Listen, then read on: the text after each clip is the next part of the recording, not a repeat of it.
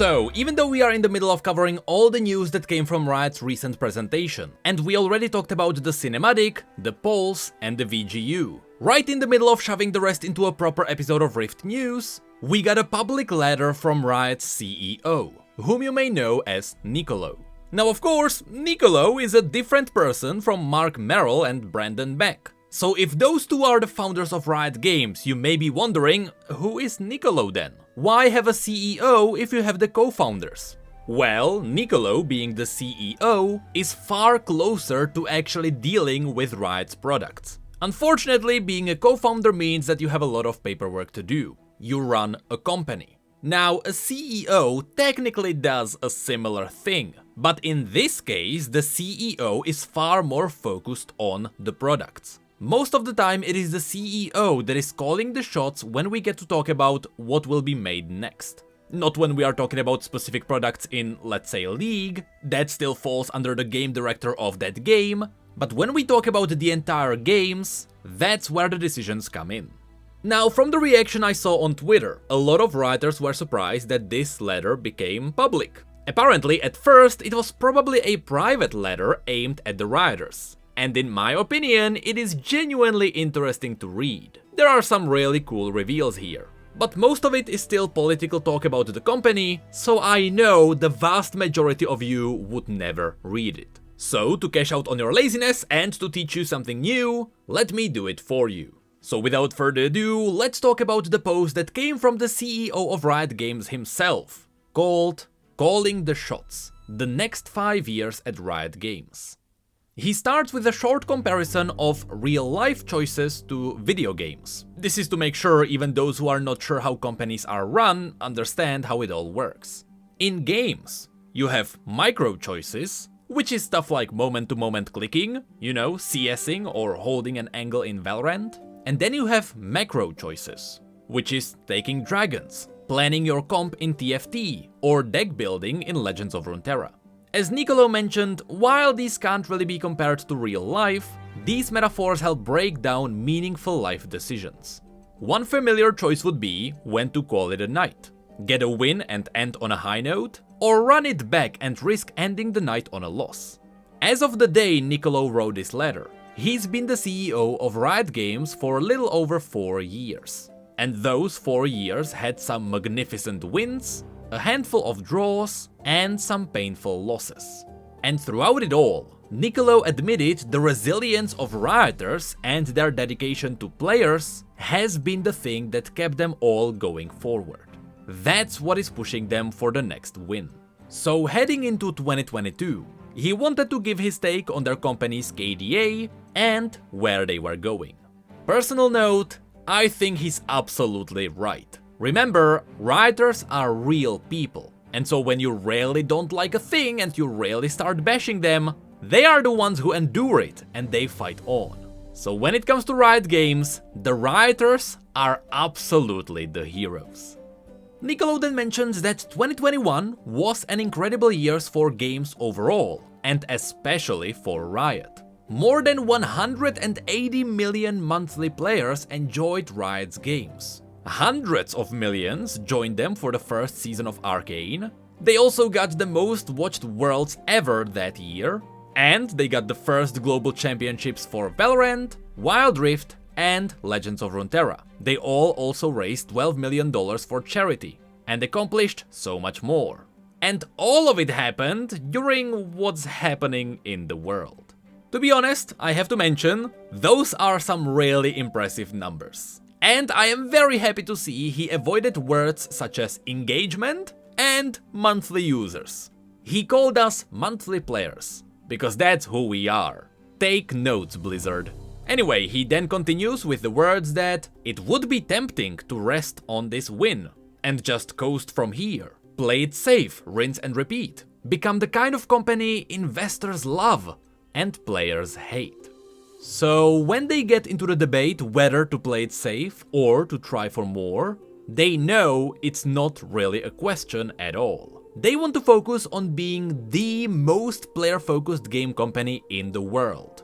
They know they are not there just yet, but that's what they are aiming for. So for this macro choice, they ask themselves, What do players want that they haven't delivered yet? What do their games need to be the best in their genres? What can they do to make esports bigger and better? Beyond music and TV shows, how can they express their universe? And as they started answering these questions, they started asking more themselves. And suddenly they realized they were only scratching the surface.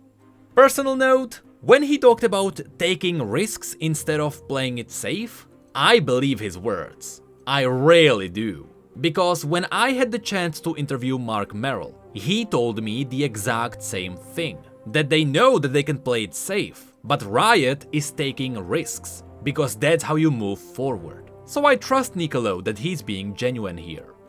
Yeah, well, and also, you know, we take risks, right? Right, and like, we're willing to go try music and go try esports and go try stories in different ways and be like, how do we tell stories in a competitive multiplayer game? Even though story is often, it should be setting, it's sort of the like, background, and so that experimentation, I think, has led to some great wins and some stuff that's kind of campy and all that. But in general, I think we learn, we acknowledge, we listen to the feedback, and we're like, yeah, that didn't hit the bar.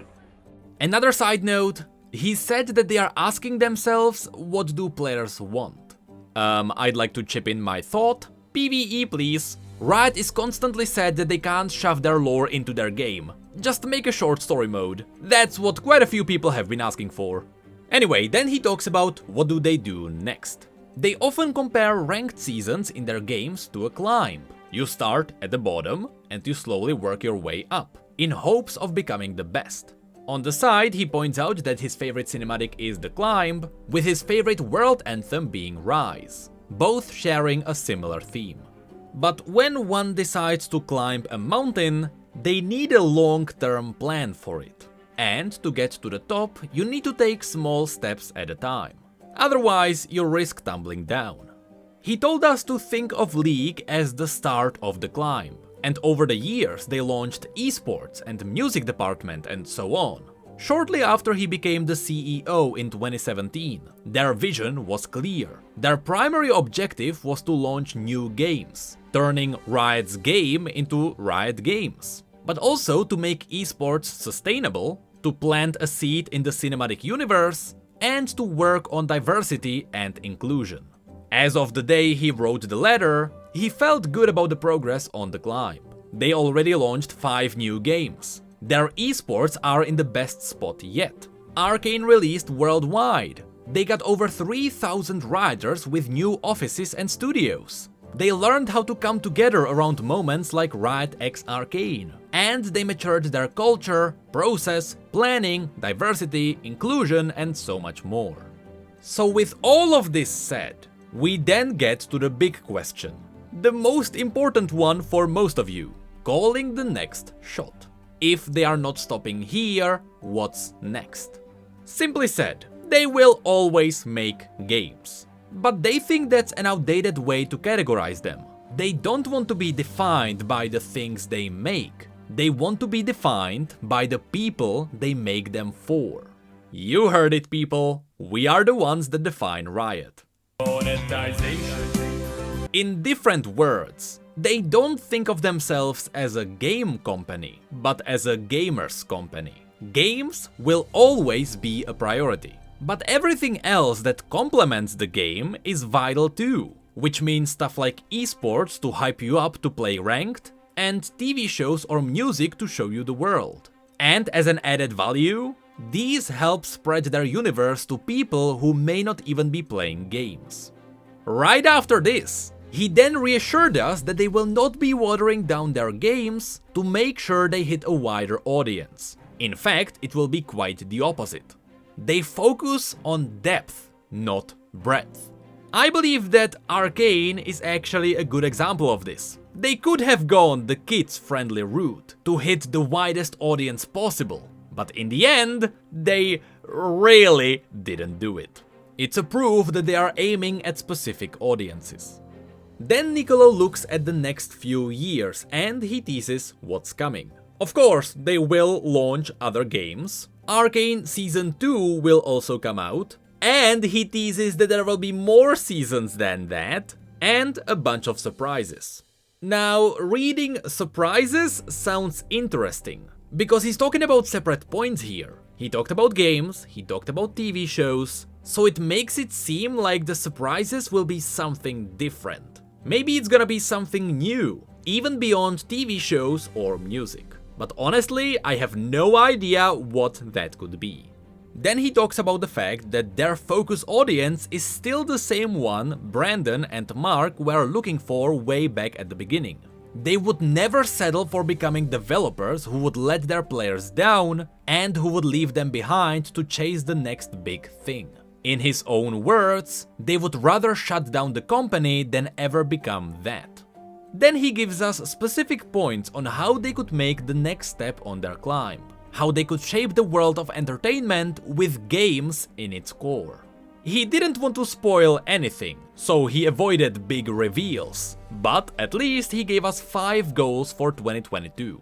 They want to win their genres, which means listening to players, accepting what is good and bad, and take the genres of their games to the next level. They also want to unleash fandom. They want to release groundbreaking gameplay game events and features to refine fandom across esports, TV, movies, music, live experiences, merch, and more. From my perspective, this is an interesting point. It's a great idea, you know, releasing groundbreaking gameplay game events. So if you want my feedback, even though I'm not really in love with that game, I still do believe Riot should be doing what Fortnite does. If Fortnite is doing one thing really well, it is their in-game events. They are incredibly cool, and then they just go away. It means that their developers are not afraid of burning money on these, despite them not having any immediate return. All of Fortnite's events are a long-term investment. They are something really cool, they know it is not repeatable, but it doesn't matter. It's all about the memories of those cool events. Imagine if we got something like that in League. You queue into a short scenario where something really cool happens, you pick one of 5 champions, and you fight a boss or something. Why don't we have that? That would be the purest connection of the universe of League of Legends to the game itself. If you want a groundbreaking game event, this is how you do it. There are no shortcuts. In-client events can only carry you so far. We need the return of Odyssey. Anyway, on to point number 3. Cultivate creativity and innovation. This means that Riot will reward Rioters who take bold, innovative and creative risks that deepen their connection to players. Once again, this could lead into more events. Then they wanna build games globally. This means that they want to expand beyond just their Riot HQ in LA and into other locations in the world. And they want to reinvent watch experience, which means that they want to continue to lead the esports industry and they want to help players better actively participate. Apparently, we are going to see more from these goals in the upcoming years, but for now, in this letter, Nicolo wants to focus more on how they are making things instead of what they are making. Here, he gave us 5 ways they are setting Riot up for success. They are reworking how they work, continuing to evolve their culture to focus on their goals, acknowledging their past and beginning a new chapter, rewarding Rioters so that they share in Riot's success, and ensuring everyone at Riot feels good about where they are going and is committed to helping get there. These points may sound kinda boring, but I swear things get interesting when we dive into them. So let's dive deeper into these. First, there is reworking how they work. You see, it's been a while since Riot was a small indie company, and Nicolo admits he's missing those times. It was less time in meetings and more time getting things done. In 2020, they launched a project to rethink how they operated. And in 2022, they are fully going for it. The outcome are 3 objectives. They want to simplify how they work. In other words, they wanna go back to being closer to an indie company again. When you go big, you are adding complexity, stuff like unclear ownership or too many stakeholders. They also wanna foster collaborations. They love cross-product moments, like Arcane or Spirit Blossom, so now they will try to have a more natural way to support them. And for the third point, they will lead with product vision. In short, they were spending far too much time focusing on things other than awesome things for their players. So, they are going back to their roots. Back in the day, Riot only had 3 departures: art, design, and production. We can also simplify it as, this is how things look, this is what they do, now you go and make it. This process was very simple, back when you only had one product, League of Legends. But more products complicated it, and they added in more departments. So Riot launched a 5-year plan to organize production. And now they are going back to only 5 operating groups. They call them the pillars. 3 pillars will be product focused. These are games, esports, and entertainment. The 2 other pillars are publishing and enterprise. The publishing overlooks everything, and they are making sure the products are released to players evenly. And likely, if products are pushed out too soon, it might be because of publishing. Let's hope that's not happening.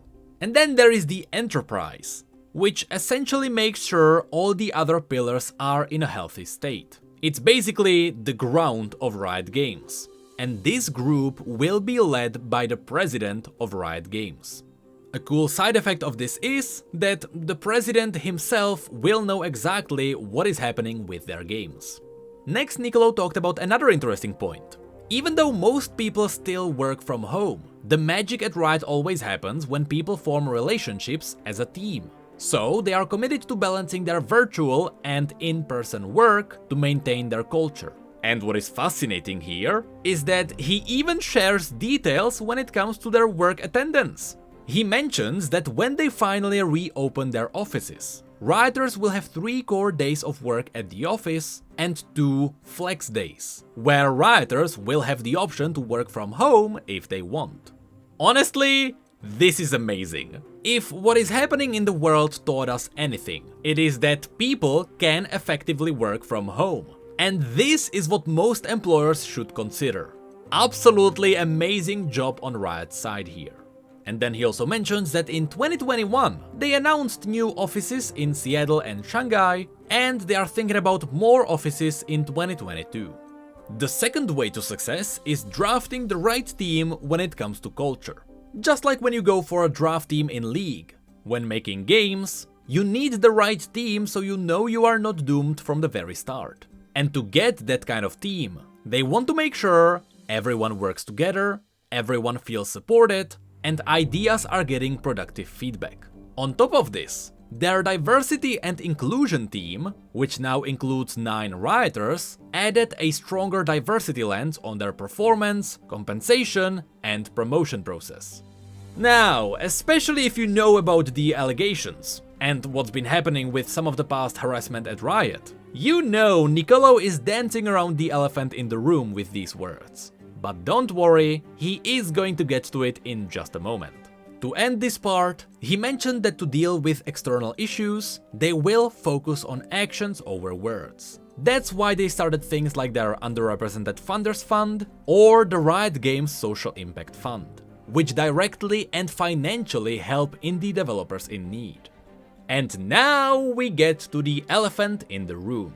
The third way of improving, beginning a new chapter.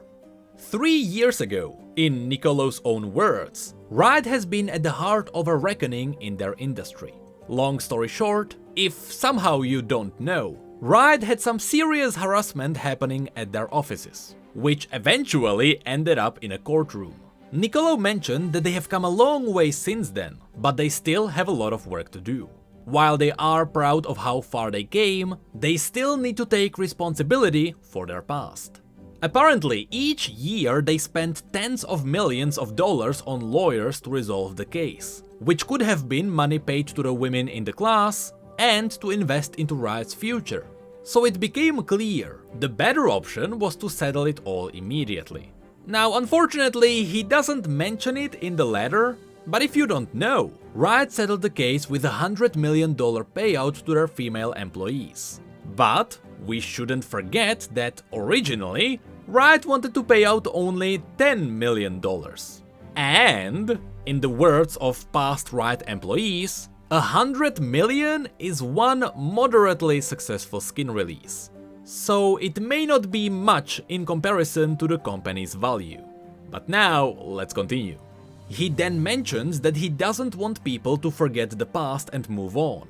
On the contrary, this is a lesson they learned, and it will be a crucial part of the Riot Games origin story. Then we get to number 4, winning together. Now pay attention, this is gonna be amazing. They want to make sure it feels rewarding to be a Rioter. They want their employees to love their jobs. But they know that at the end of the day, jobs are still about making money. So, Riot wants to have the best paying jobs in games. But they don't want to be paying better than just most other studios, but than their peers in tech, media, sports and entertainment. But here's the thing, a good paycheck and a good bonus only goes so far if you feel like the company is outpacing you. In other words, if you make a product that makes a company a lot of money in 5 years, you won't see a great compensation for it now. So they shifted their compensations based on the long-term investments into the company, rather than a short-term return. And here comes the important part. Riot's shareholders, Tencent, agrees with their long-term strategy. And Tencent gave back partial ownership of the company not to Riot Games, but to Riot employees. So going forward, employees will have the opportunity to own a portion of the company along with Tencent. And thus, they will directly participate in the risks and rewards of ownership. This is massive. Since the employees will now directly see the results of the company's success, they might be motivated to do a great job not because someone else told them to do it, but because the company's success will passively reward them. This is honestly a really good step for Riot Games. I just hope they don't cut off their base salary too much for this. But yes, even though they are still owned by Tencent, the products still lie in the hands of their employees, not in their investors. And then we get to the final point of Riot's success, expanding Q-Dodge. No, not the one in League. Q-Dodge is a special program at Riot Games. It helps their employees safely leave the company. If they decide to leave in the first 6 months of working there, they will get paid part of their salary to help them transition elsewhere, with no hard feelings. This is great, because it helps evolve the future, find the right people, while safely looking for the right team. It may sound weird when I put it like that, but it helps Riot cycle through people easier, in order to find the right ones.